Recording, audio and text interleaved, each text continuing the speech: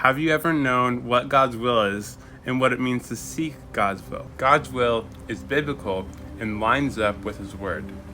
God's will is what God wants. But just because God wants something doesn't necessarily mean it's going to happen. When we sin against God, then we go against God's will. Also, many times God's will happen no matter what man does. An example of this is from Acts 18:20, which says this: I'll return to you if God wills.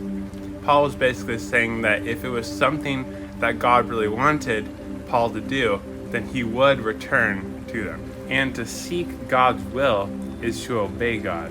And to obey God is to surrender to God. That when we do those things, it helps us to know what God's will is when God's will seems uncertain, such as a relationship or a job, in which God requires of us is to act out in faith so that we can learn to trust Him more, like Paul did in Acts, knowing that if it is actually God's will, it will happen no matter what.